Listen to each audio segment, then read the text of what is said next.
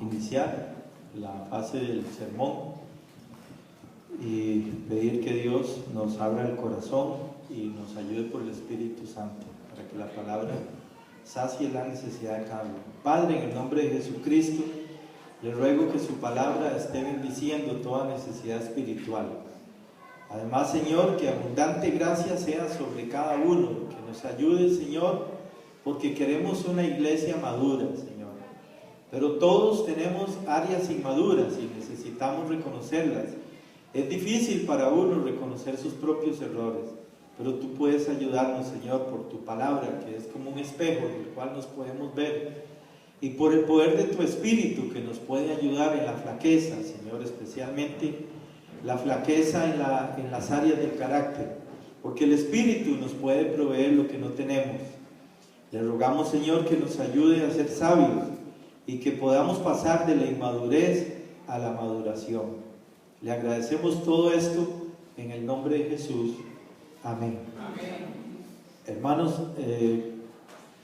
pueden sentarse un momento. Quiero pedirles que busquen en Hechos de los Apóstoles, capítulo 5, el versículo 42. Ustedes saben que llevamos 4 semanas haciendo cultos por las casas.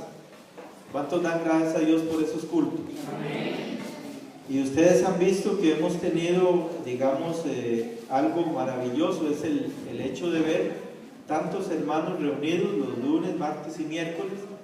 Hemos tenido un promedio de 27 personas por culto. En esta semana estuvimos en la casa de doña Azucena el lunes, tuvimos 22 personas. El martes estuvimos en la casa de la mamá de Marcela y fue una gran bendición. Habían 33 personas, la mayoría eran inconversos del vecindario. Y el miércoles estuvimos en la casa de Carolina y habían 34 personas, en cuenta muchas personas de la vecindad, que todas hicieron la oración de penitente, confesando a Jesucristo como su Salvador.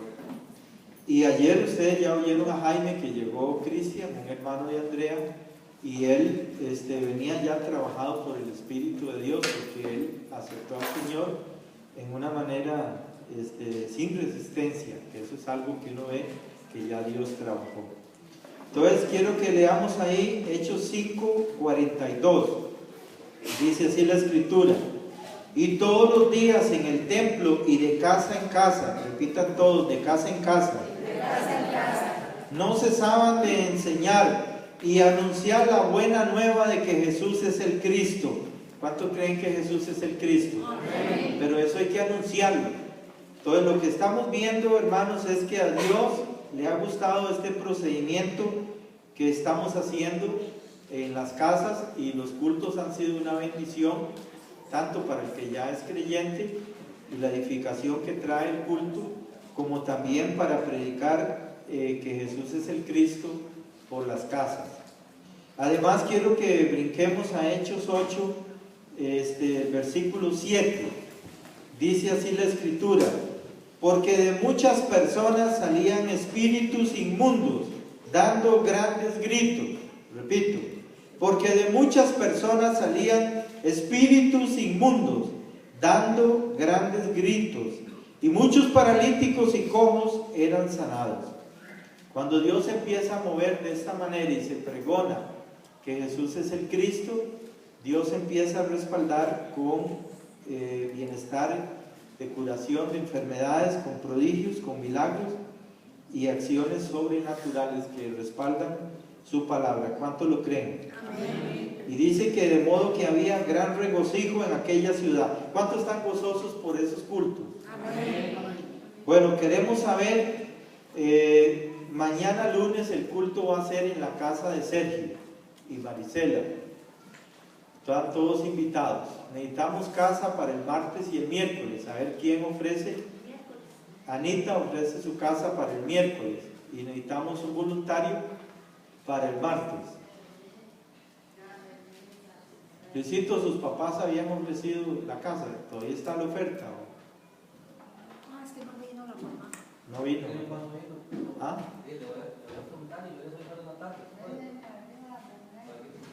Ah, bueno, porque de todas formas no tenemos a nadie y ahí les avisamos a todos, ¿verdad? Estamos, porque los papás de Luisito estuvieron en el culto que hicimos en la casa de la mamá de Marcela, y ellos ofrecieron su casa para hacer un culto. Queda por ahí cerca, ¿verdad? Entonces tenemos esa opción. Bueno, vamos a ponernos en pie y vamos a hacer la lectura de la palabra de Dios en la carta de Pablo a su discípulo griego Tito, el primer siervo de Dios que no tenía sangre judía, el padre de los pastores gentiles y padre de toda una obra de maduración en la iglesia local. La obra de Tito es una obra de maduración, y vamos a ubicarnos a partir del versículo 10.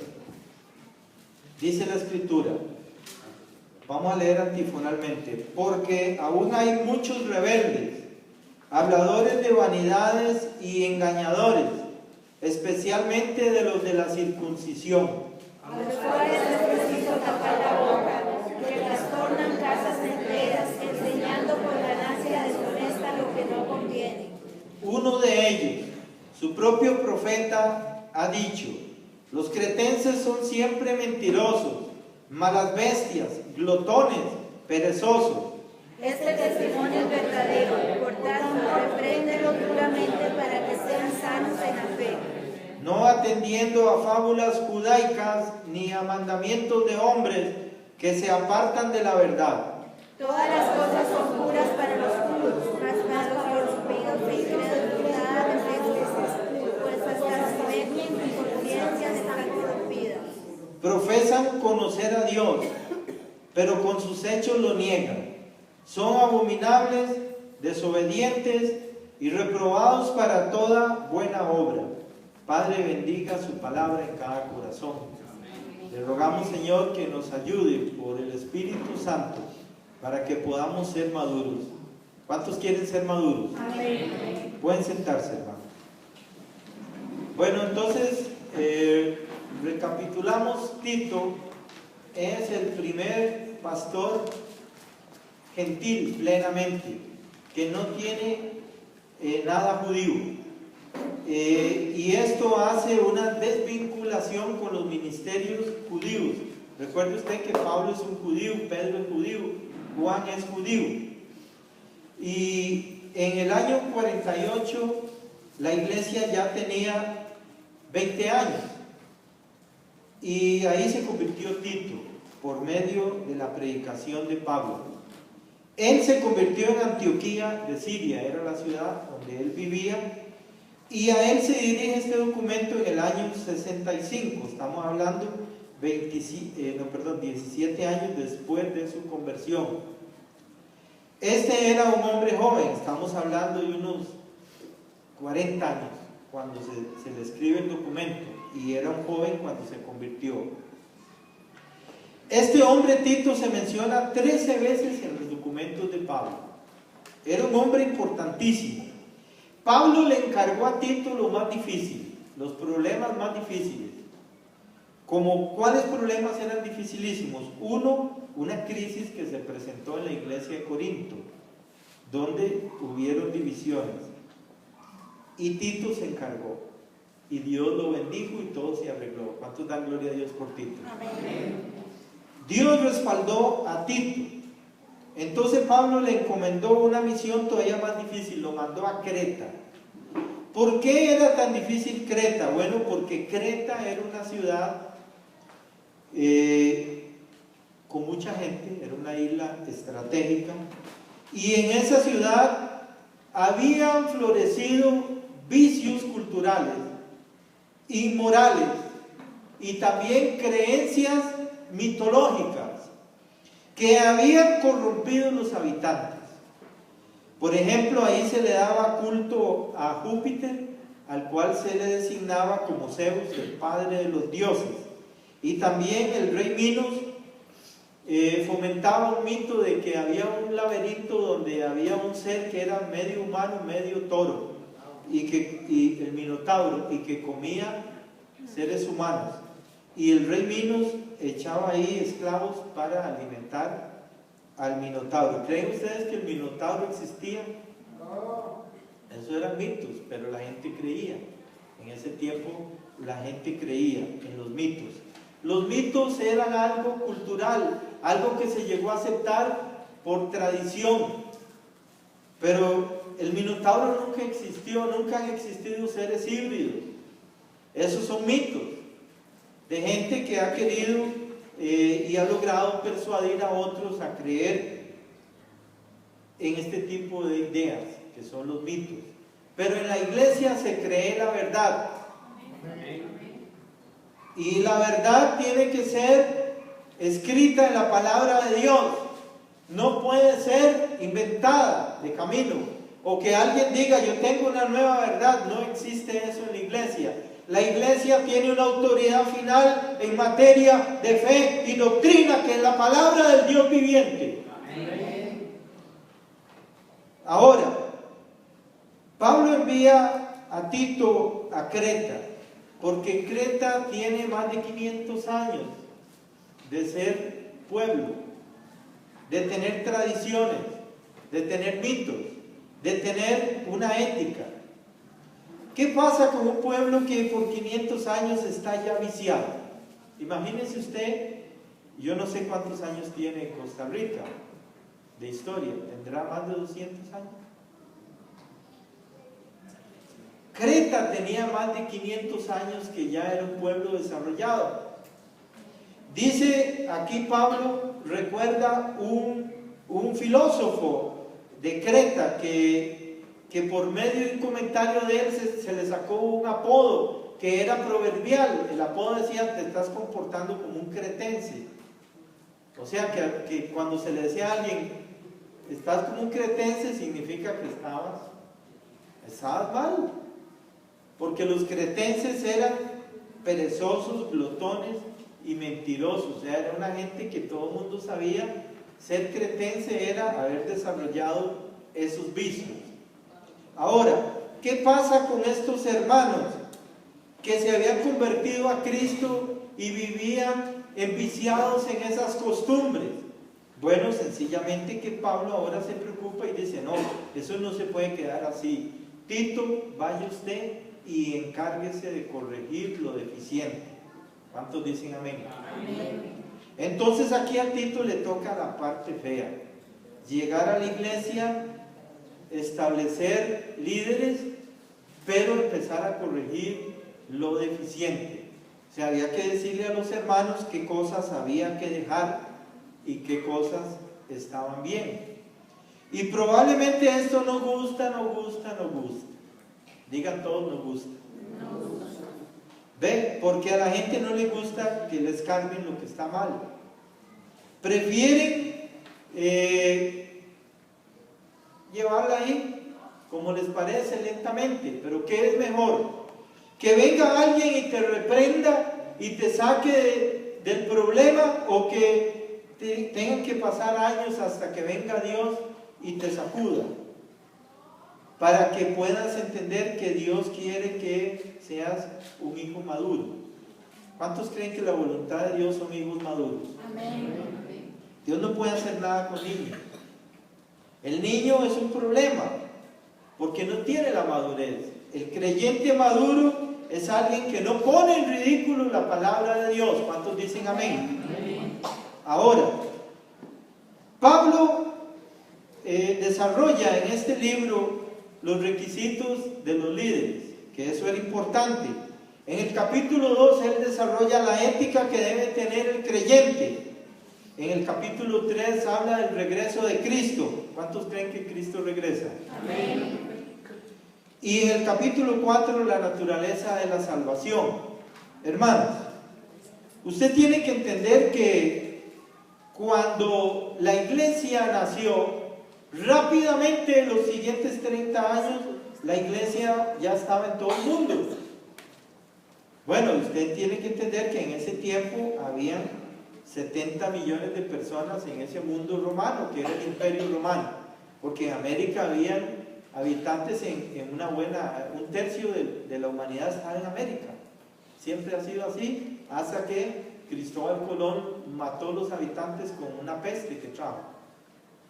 Los españoles mataron a la gente con enfermedades, a los habitantes de América, y dejaron una población muy diezmada. Pero el mundo de la época, el mundo civilizado, el Imperio Romano, rápidamente fue conquistado y habían iglesias por todo lado. Pero ahora Pablo va a morir y Pablo está preocupado porque todos los discípulos cristianos esperaban que Cristo viniera pronto. Y Pablo dice, no, ya esto está claro que esto quién sabe cuánto va a durar. Hay que establecer un liderazgo sólido. Hay que establecer las reglas por las cuales la iglesia se va a organizar. Hay que enseñarle a la iglesia cómo se hace. Porque ya Pablo se muere y tenía que ser Tito, el hombre que se encarga de poner el ejemplo y de dar a conocer las reglas en cada iglesia local. ¿Cuántos dan gloria a Dios que se ocupa de todo? Amén. Ahora, estos dos, Timoteo y Tito, recuerden que Timoteo era de las dos cosas, mitad judío, mitad griego. Tito es solo griego. Por lo tanto, aquí el ejemplo fundamental es Tito. Y Timoteo tiene un problema, que Timoteo es muy tímido. Es muy dado a la cobardía. Tiene problemas con eso. Tito no. Tito es un hombre de carácter. Había sido forjado en su cultura. Y esa cultura se ocupaba de sacarle carácter a los ciudadanos. Entonces eso era una ventaja, porque Tito ya era un hombre maduro en cuanto al carácter. Cuando él vino a Cristo, ya el carácter de él estaba madurado. No había que, como Timoteo, que es diferente, que el carácter de Timoteo tenía problemas de cobardía, eso es de carácter. Entonces a Timoteo hay que decirle, mire Timoteo, ya no se asuste, no tenga miedo, confíe en Dios y pídale que le dé valentía. Él puede darle todos esos recursos que usted no tiene. ¿Cuántos creen que Dios nos da lo que no tenemos? Amén. Igual usted y yo, gracias a Tito, hoy usted y yo podemos servir a Dios Amén. en la iglesia gentil. Si usted le pregunta en este momento a un levita que si nosotros podemos ser templo del Espíritu Santo, él dice que no. Si usted le pregunta a un levita que si la iglesia es la naos que dice Pablo, él dice que no, que Pablo es un hereje. Porque ellos creen que todavía el Espíritu Santo está confinado a los levitas. Pero eso, ya les dije que cuando se rompió el velo del templo, se rompió el sacerdocio levítico, o sea, se interrumpe y ya el Espíritu Santo no va a volver a trabajar igual que trabajó antes de Cristo, porque ahora las mujeres van a recibir el Espíritu Santo, los niños, los viejos, los jóvenes, cualquier persona. Así lo profetizó Joel. ¿Cuántos dan gracias a Dios? Amén. Y ahora la iglesia es templo del Espíritu Santo. Cuando los hermanos se reúnen en la naos, es el lugar santísimo. Por eso es que es tan importante la iglesia local. Y por eso ahí Dios iba a dar el alimento para su pueblo. Ahora, ¿qué es básicamente lo que Pablo le está enseñando a Tito? Que él tiene que llegar y decirle a las iglesias: hermanos, resistan la tentación, vivan en forma piadosa. La gracia de Dios nos enseña que renunciemos a la impiedad y a los deseos mundanos. Digan todos: renuncio a los deseos mundanos. Renuncio a la impiedad. Y que vivamos en este siglo sobria, justa y piadosamente, mientras aguardamos, ¿qué cosa? El arpazo. Hermanos, aquí no tenemos futuro. Este mundo no tiene esperanza.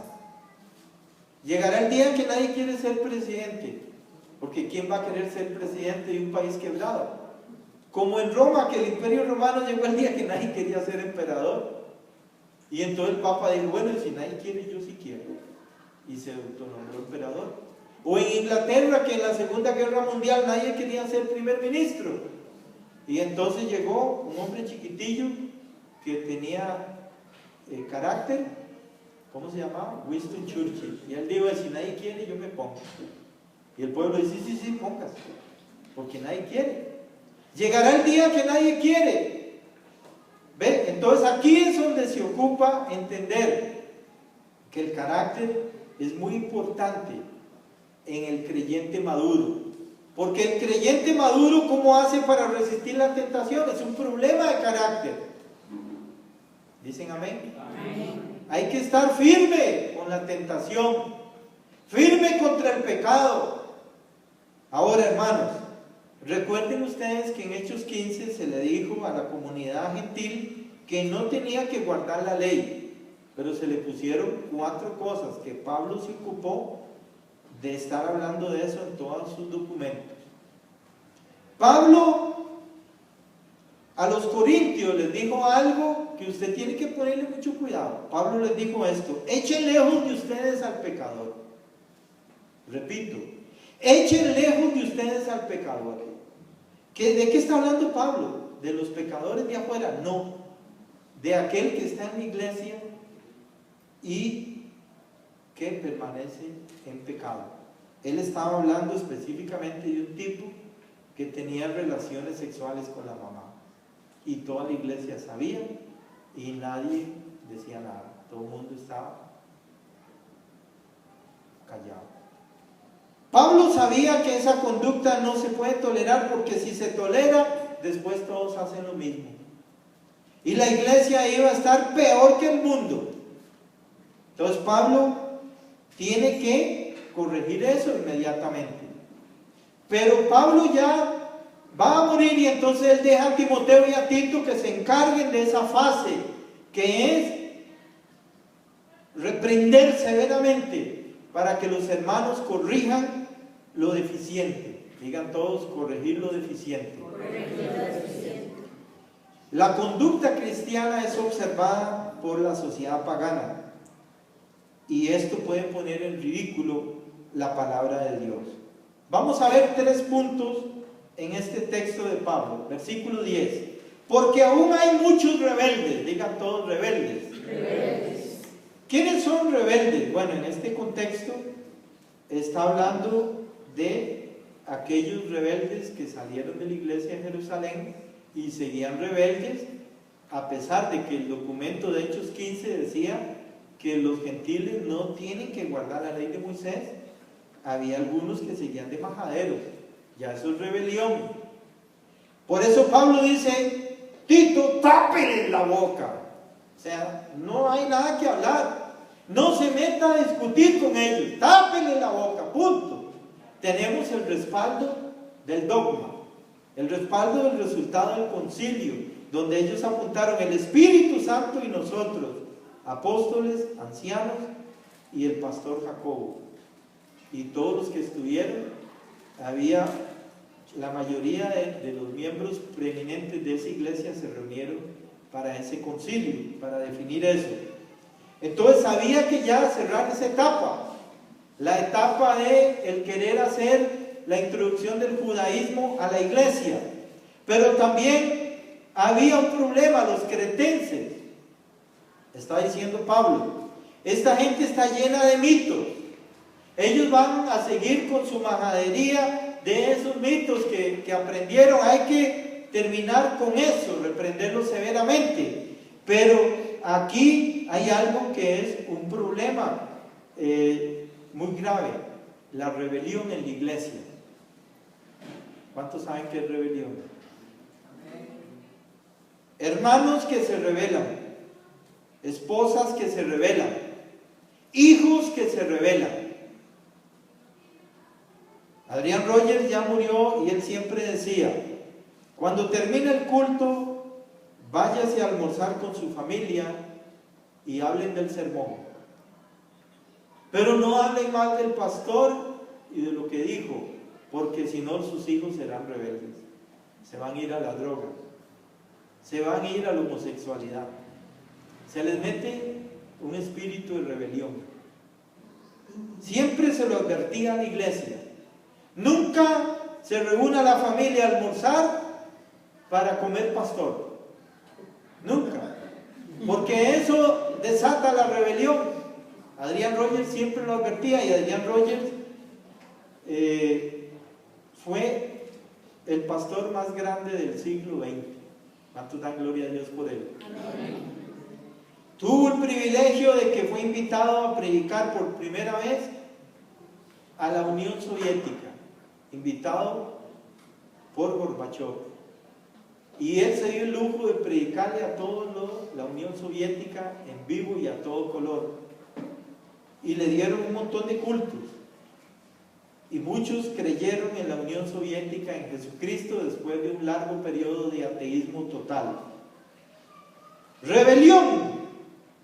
La rebelión había que sacarla de la iglesia, especialmente cuando es una rebelión de carácter doctrinal, porque la doctrina es la de los apóstoles. Amén. Amén. Digan todos, la doctrina es la de los apóstoles. La doctrina es la de los apóstoles. O sea, no se podía tolerar que alguien entrometiera algo que los apóstoles no han dicho y dejaron por escrito. Los que estaban autorizados para hacer doctrina son los apóstoles y Pablo, o cualquiera que fuese revisado por los apóstoles. Ellos eran, esos 12, eran los únicos que tenían esa autoridad y esa unción, capaces de revisar qué era correcto y qué no era correcto. ¿Cuántos dan gloria a Dios por los apóstoles? Amén. Ya no hay apóstoles, porque los requisitos para ser apóstoles eran, número 1, haber sido bautizado por Juan el Bautista. Ya no se puede que Juan el Bautista te bautice, ya le está en la presencia de Dios. Número 2, haber sido testigo presencial de la resurrección del Señor Jesucristo y de su ascenso a los cielos. Ya no hay personas que puedan ver eso, porque ya eso pasó hace más de 2000 años. Nadie cumple requisitos para ser apóstol. Si alguien se nombra, sería contra la palabra de Dios. Está mintiendo.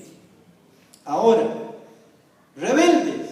Usted tiene que identificar la rebelión en su familia. ¿Están sus hijos sujetos? ¿Su esposa? ¿Dónde está la rebelión operando? ¿O en la iglesia? ¿Dónde está la rebelión? La rebelión es un síntoma grave que había que tratarlo. En otra versión dice, en vez de rebelde, no se someten. O sea que iba a haber personas que no se someten a la doctrina de los apóstoles. Y es que el problema es que cuando ya se habla de ética, ya los cretenses les agarraba por ser charlatanes. O sea, se burlaban del asunto. Y ellos se amparaban a que no tenían que cumplir la ley. Y entonces se volvían charlatanes y vivían esos vicios que culturalmente, imagínense más de 500 años de vicios. Si nosotros en Costa Rica, imaginen lo que costaría sacar a la Virgen de los Ángeles y el culto a ella con 200 años, ahora un culto de 500 años. Los cretenses eran personas ya aculturadas con tradiciones y con mitos. Y entonces Pablo lo que le encarga a Tito es eso. Por eso es que cuando el presidente George Bush reunió a todos los pastores en Estados Unidos, les dijo: pastores, oren por mí y encárguense de predicar la ética y la moral. Porque George Bush sabía que eso siempre hay que estar chuceando. ¿En qué forma había que chucearlo? Vamos al versículo 13. Este testimonio es cierto, por tanto, repréndelos severamente para que sean sanos en la fe. ¿Qué significa reprensión severa? Hay cosas, hermanos, que no deberían estar en nosotros o en la iglesia. Y a veces no se han podido arreglar por mucho tiempo. Tal vez porque la persona no se da cuenta, tal vez porque nadie le dice nada. Y Tito tenía que llegar a eso, a reprender severamente.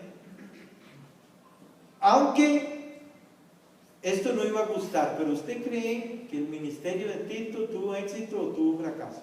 Tuvo éxito. Tuvo éxito porque Dios lo respaldó. ¿Cuántos dan gloria a Dios por Tito? Hermanos, el Espíritu de Dios está en la iglesia. La palabra de Dios es la autoridad en la iglesia. Tito tuvo éxito. Y gracias a Tito, en 2000 años han habido más de 2 millones de pastores en la iglesia local ministrando. Y la iglesia se ha mantenido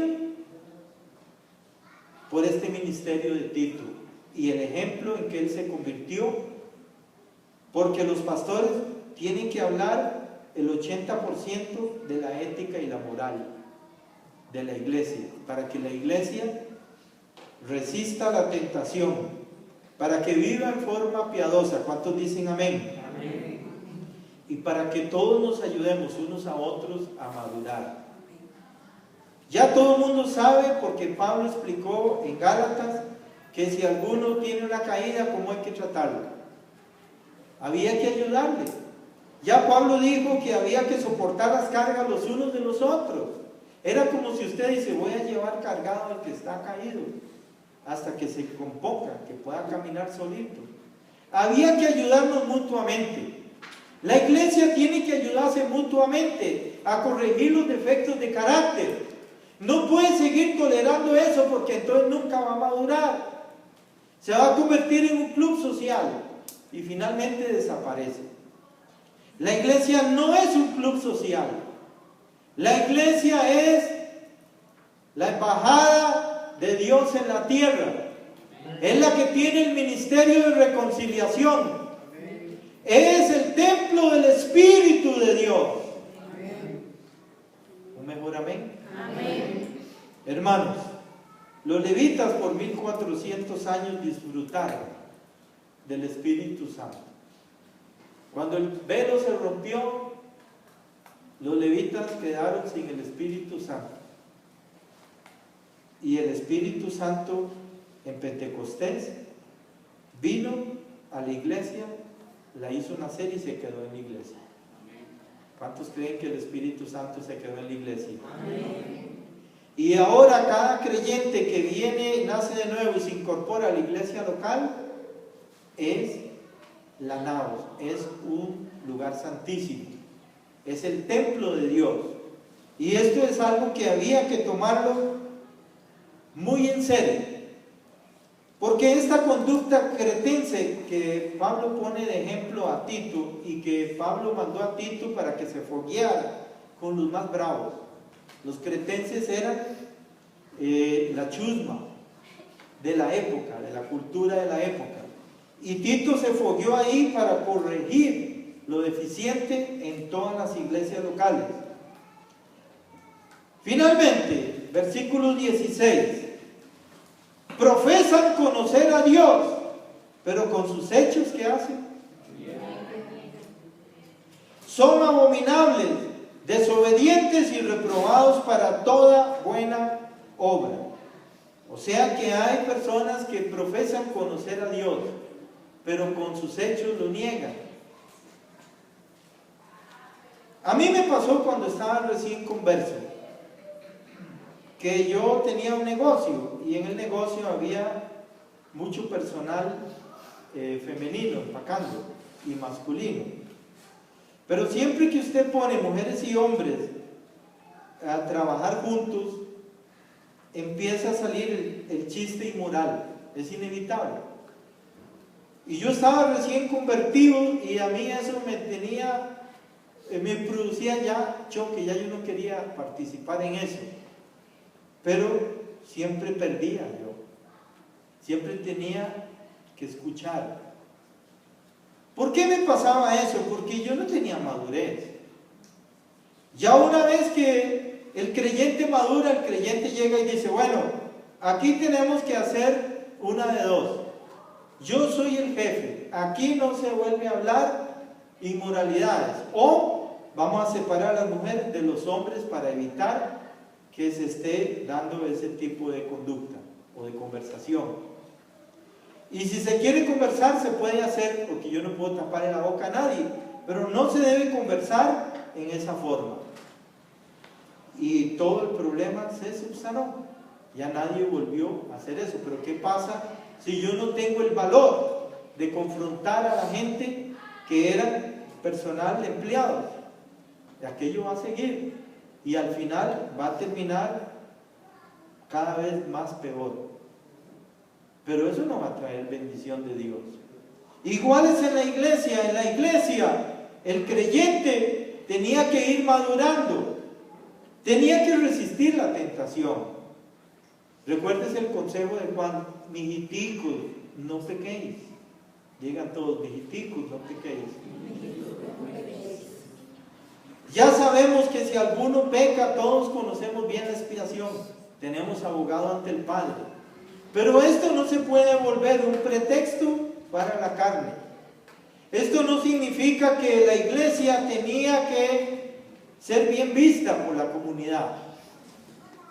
La comunidad ve bien a la iglesia a través de la historia.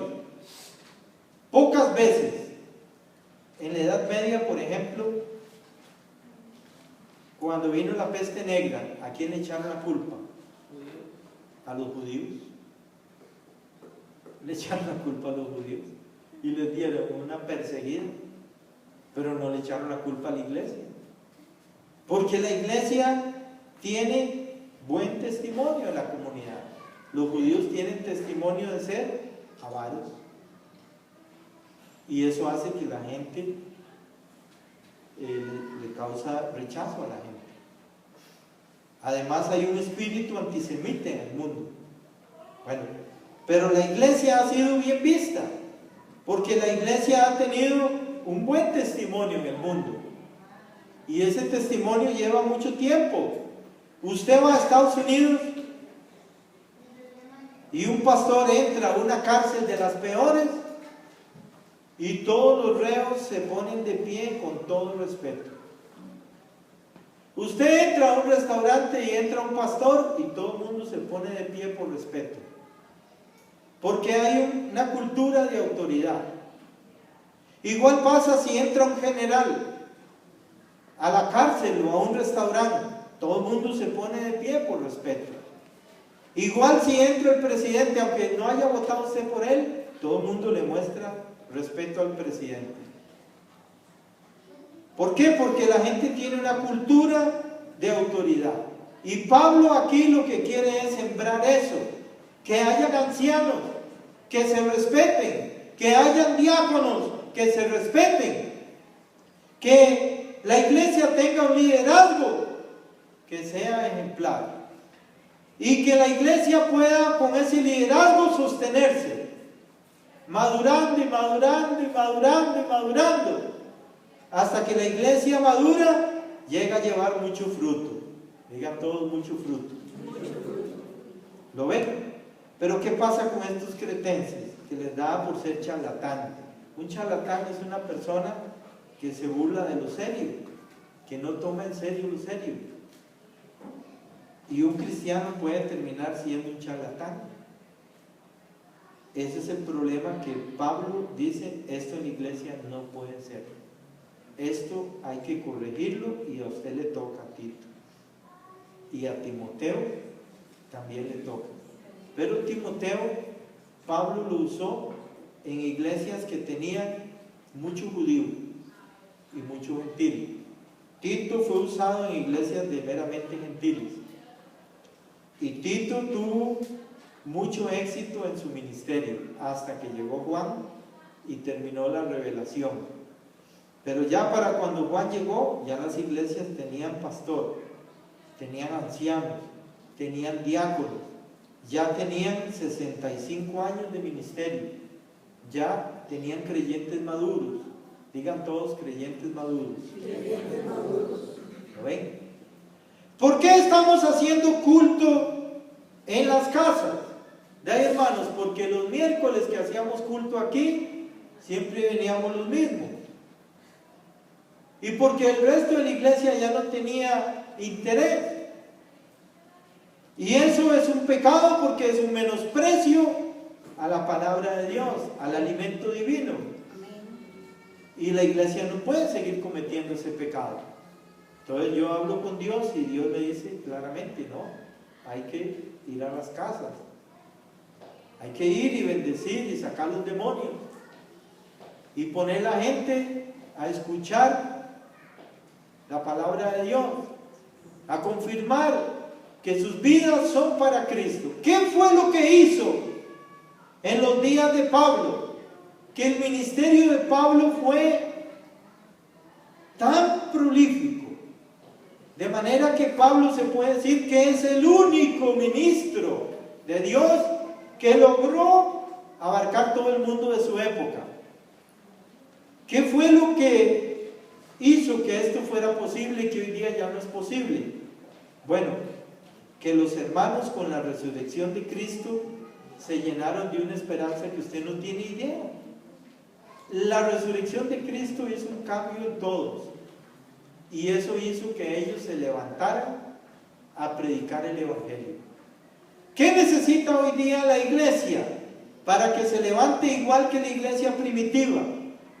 Una inminencia del rapto. La iglesia está ¿a cuánto del rapto? 14 de mayo de 1948, el reloj profético se prendió, estaba apagado. Cuando se rompió el velo en el templo, de arriba abajo, el reloj profético se apagó. 14 de mayo de 1948, el reloj profético se prendió. Ese día la iglesia ya estaba lista para el rapto. Ya no faltaba ninguna profecía concerniente a la iglesia. Pero Dios ha dado 70 años. ¿Cuántos años más cree usted que Dios va a dar? La higuera ya está grande, Israel ya está desarrollado. Esto es una señal clara de que la iglesia está por terminar su ministerio en el mundo. Y yo no quiero que Dios nos agarre a esta iglesia local descuidada. ¿Cuántos dicen amén? Amén. Yo quiero y oro a Dios y voy a hacer lo que sea posible para que tengamos una iglesia madura y para que tengamos un creyente maduro y avivado, un creyente que está predicando el Evangelio con fervor y pasión, que vuelva esa pasión que en los años 70 y 80 era común ver en cualquier creyente. Esa pasión tiene que volver, porque ahorita nos estábamos creyendo un cuento que circula en todas las iglesias locales, que ya nadie se convierte. Eso es mentira, es mentira. Usted vio que el Espíritu Santo trajo a Giancarlo. Ese muchacho vino aquí endemoniado y el demonio dando alaridos salió de él. Y todos los que vimos a ese muchacho el día lunes y el martes que nos acompañó al culto, oren por él. Usted vio la clase de persona en que Dios lo transformó. Todos los que lo vieron el lunes y el martes posiblemente les dio miedo, pero ellos vieron la presencia de Dios el lunes y el martes. El domingo se vio la presencia del enemigo. ¿Cuántos dan gloria a Dios? Amén. Ya usted oyó que ayer en la casa de Jaime, un hermano de Andrea aceptó a Cristo. Los corazones se están abriendo, pero la iglesia tiene que orar, tiene que predicar. ¿Cómo van a creer si no hay quien les hable? No podemos dejar que la iglesia sea una bodega de sal. Como lo decía Adrián Roger, la iglesia actual se volvió una bodega de sal. No podemos, no somos una bodega de sal. ¿Dicen amén? Amén. Tenemos que levantarnos en el poder del Espíritu Santo. Volver a hincarnos cada día y decir: Señor, yo necesito que me llene de valentía. Yo necesito que me llene de fe. Yo necesito que me llene de firmeza. Yo necesito que me dé vida. Volver a eso. El pastor Santiago oraba 9 horas diarias de rodillas. ¿Qué pedía? Pedía fe. Pedía todos los recursos del paraíso. Y pedía por usted.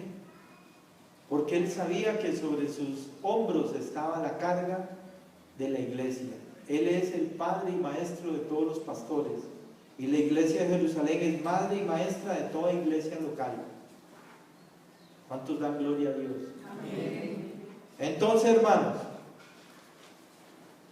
yo recuerdo cuando yo era un niño, yo me soñaba predicando en una iglesia grande, con 2 niveles.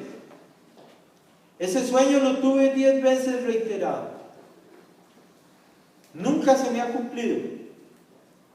Yo he estado predicando en una iglesia con 1000 personas, en la zona sur, o en muchas iglesias. Pero yo no entendía por qué yo de niño tenía estos sueños, si yo no era cristiano. Yo era católico, apostólico y romano.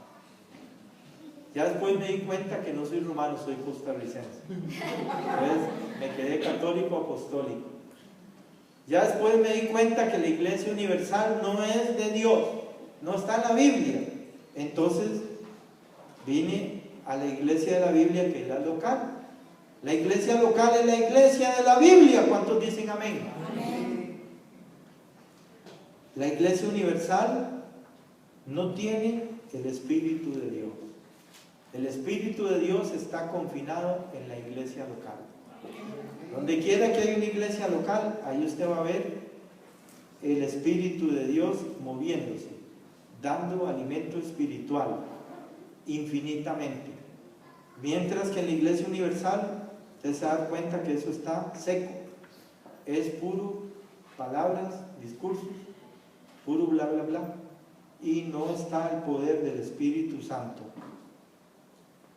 El poder está en la iglesia local. Amén. Amén.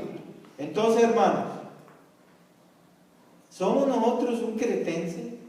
Yo no lo creo, porque nosotros no somos tan ambiciosos, no estamos tan habituados a mitos y cosas así.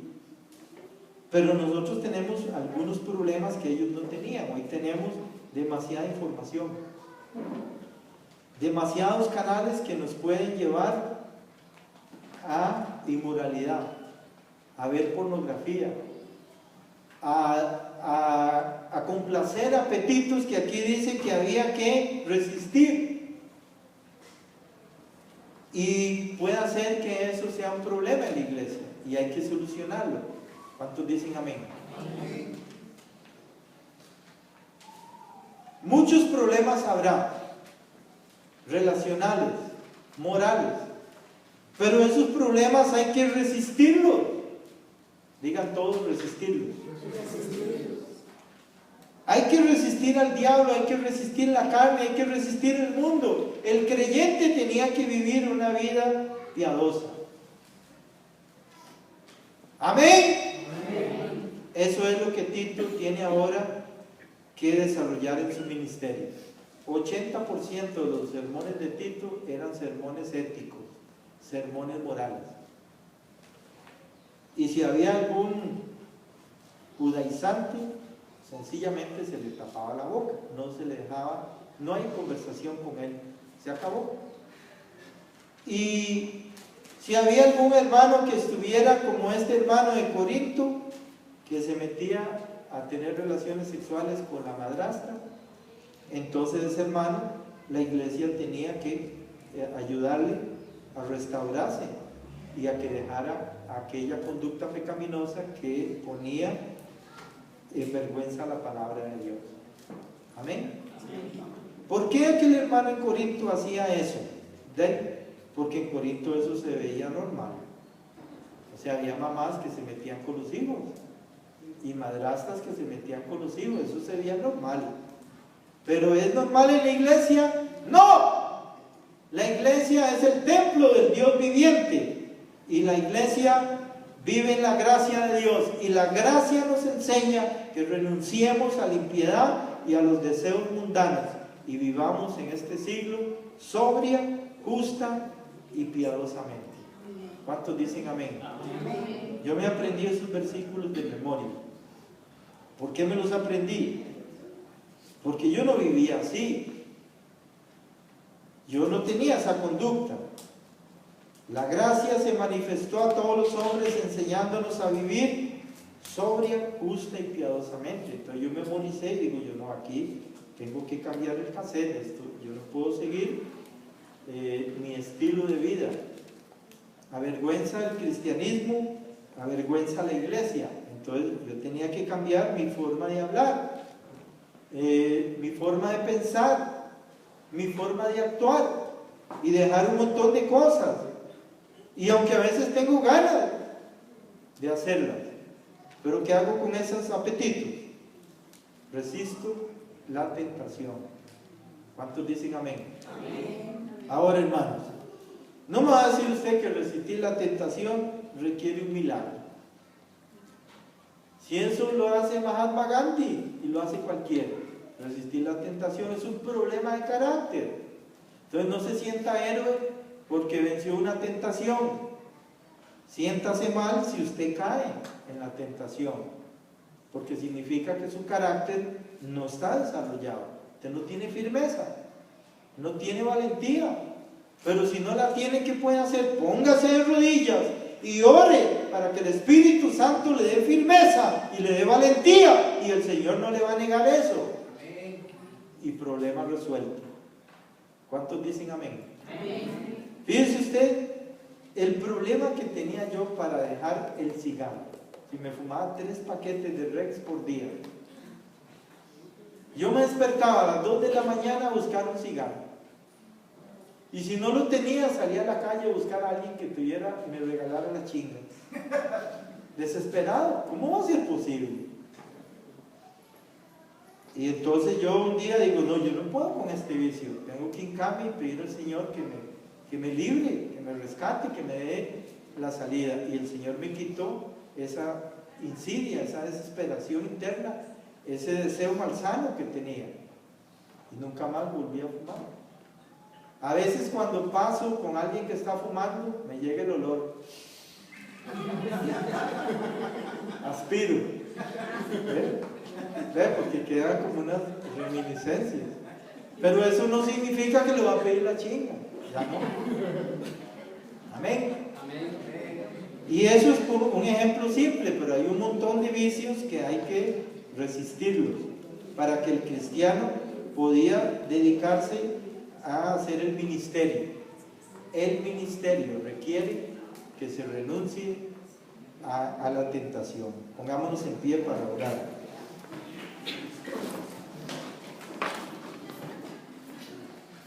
¿Cuántos tienen ministerio? Amén. Levanten su mano derecha.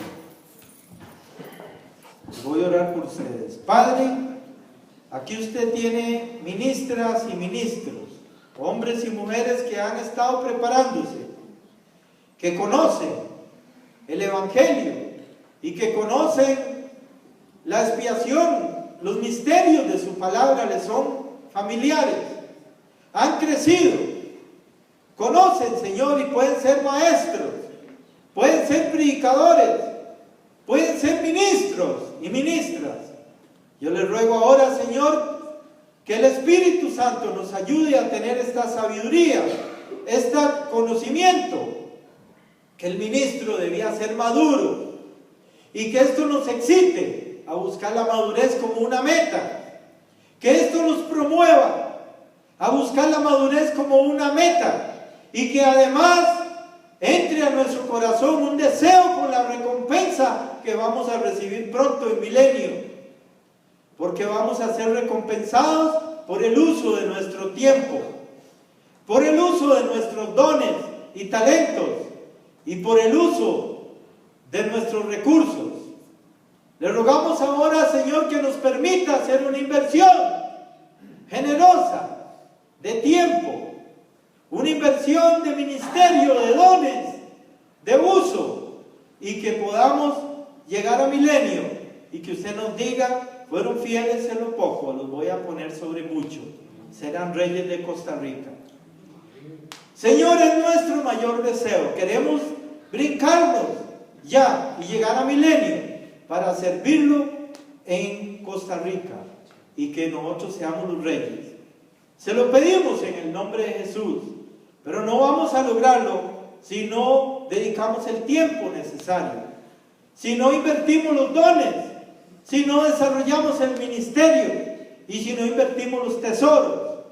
Le pedimos, Señor, que nos dé un corazón apto, maduro, para que podamos llegar a esa madurez que tenía Tito. Digan todos conmigo, Señor, ayúdame a ser como Tito y servirte en esta generación. En el nombre de Jesús. Amén. Entonces, hermanos, recuerden, el lunes el culto es en la casa de Sergio.